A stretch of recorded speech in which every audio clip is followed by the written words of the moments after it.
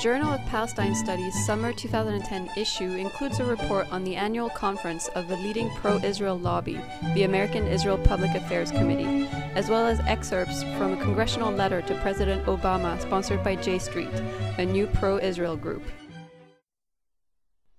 I'm Cléa Thouin, Assistant Editor for the Journal of Palestine Studies. Here with me today via Skype to talk about the pro-Israel lobby is John Mearsheimer, Professor of Political Science at Chicago University and co-author of the book The Israel Lobby and U.S. Foreign Policy. Professor Mearsheimer, welcome to Palestine Studies TV. It's my pleasure. Professor Mearsheimer, many people have been arguing that AIPAC's power has been exaggerated or has been waning. What do you say to that? I think this is a remarkably foolish argument. AIPAC remains as strong as ever, and if anybody needs evidence of that fact, all they have to do is look at what's happened to President Obama since he took office in January 2009. On 3 separate occasions, he has gone head-to-head with Prime Minister Netanyahu and demanded that Netanyahu either stop building settlements or not renew the so-called freeze on settlements in the West Bank. And in all 3 cases, Obama was humiliated by Netanyahu. And the only way that could happen is if you had a powerful Israel lobby, and here we're talking about organizations like AIPAC, that were able to bring so much pressure to bear on Obama that he had no choice but to cave in to Netanyahu. And with reports of increasing numbers of American Jews distancing themselves somewhat from AIPAC's more hard-light positions, to what do you attribute AIPAC's continuing influence, especially in Congress? Well, there's no question that you have organizations like J Street that are popping up that are deeply interested in a 2-state solution.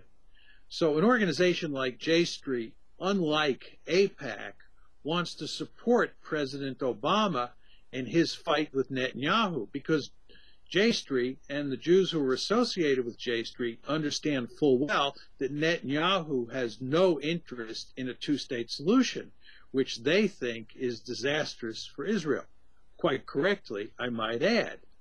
But the $64,000 question is whether or not J Street can gain enough power in the near future to contest AIPAC. And I would make 2 points there. First of all, I think that's not going to happen because AIPAC is a well-established organization that has lots of support and lots of expertise. And it's going to take J Street a long time to become powerful enough to compete in a serious way with AIPAC. But the second and more important point is that the 2-state solution is effectively dead. There's not going to be a 2-state solution. We're headed towards a greater Israel, in large part because that's what Israel wants. And that greater Israel, of course, is going to be an apartheid state. And that, by the way, is why J Street is so fearful of not having a 2-state solution. But organizations like J Street came to the game too late. The train has left the station and the 2-state solution is dead. So even if I'm wrong and J Street gets powerful all of a sudden, J Street's not going to be able to affect what happens in Greater Israel in any meaningful way, because again, you're just not going to get a 2-state solution, which is what J Street wants.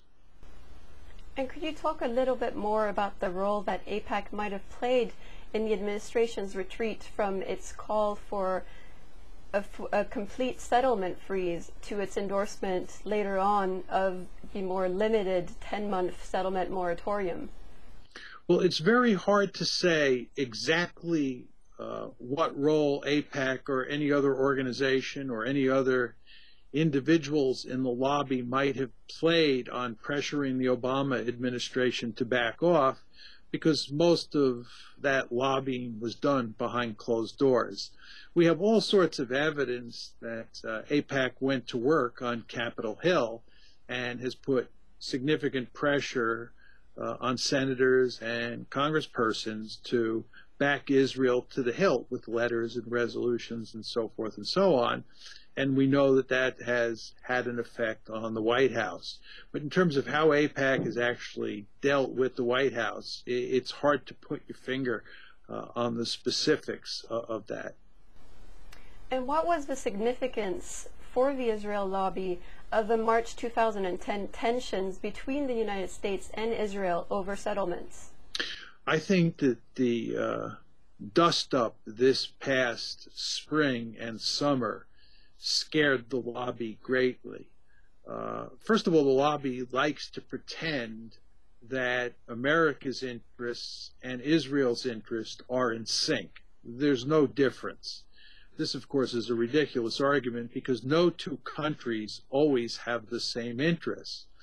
But the reason the lobby is so deeply committed to spreading the story that there is no difference between the interests of the United States and the interests of Israel is because they understand full well that if there is a perceived set of differences or a real set of differences that Americans see, and they side with Israel against the United States, then it will look like they're favoring Israel over the United States.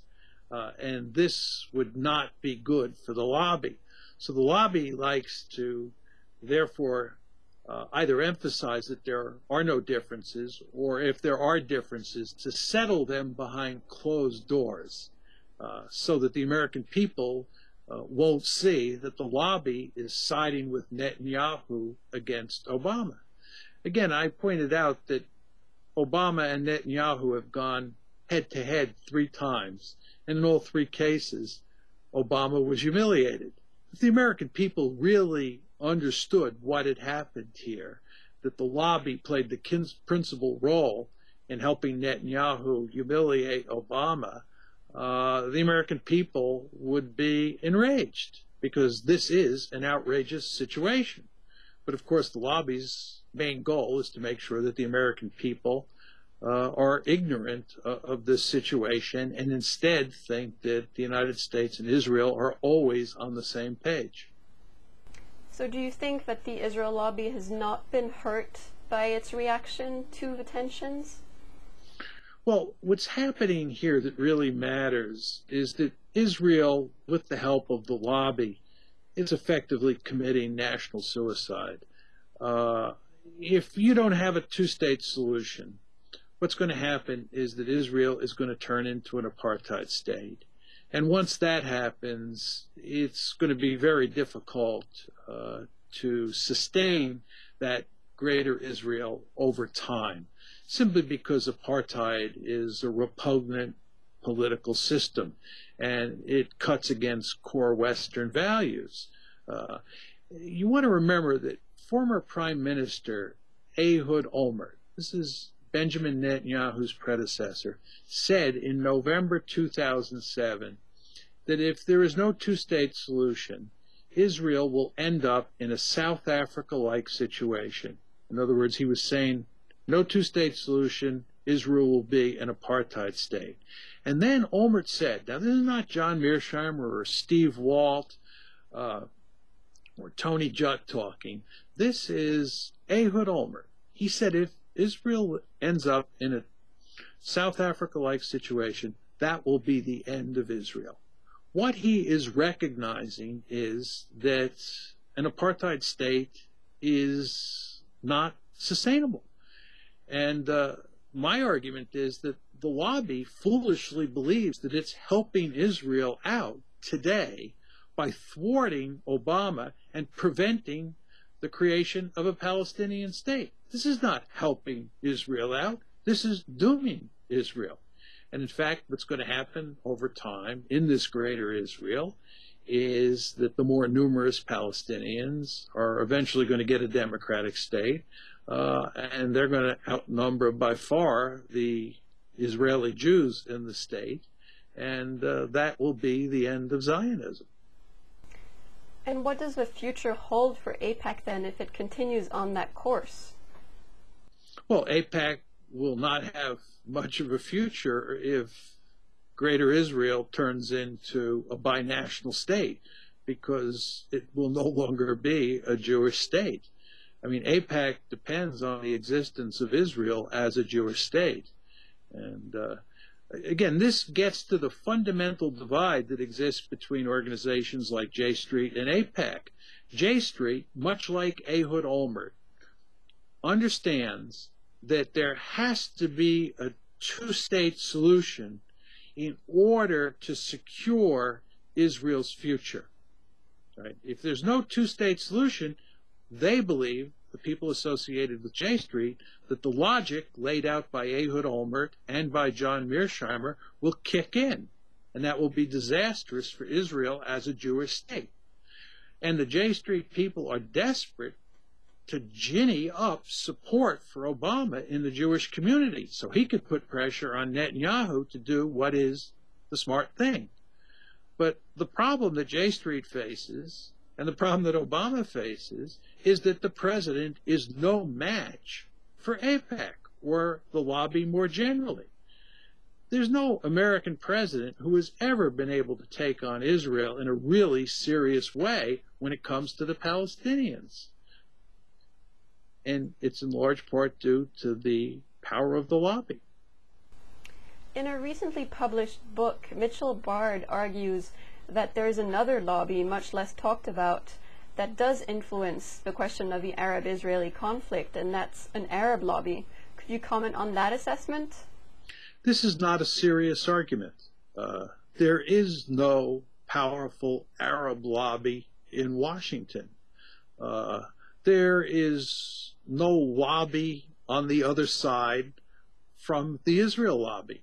And key figures in the Israel lobby have said as much on a number of occasions. Mr. Bard is entitled to his own opinions, but he's not entitled to his own facts. Professor Mearsheimer, thank you very much for talking to Palestine Studies TV. It was my pleasure. Thank you for having me on.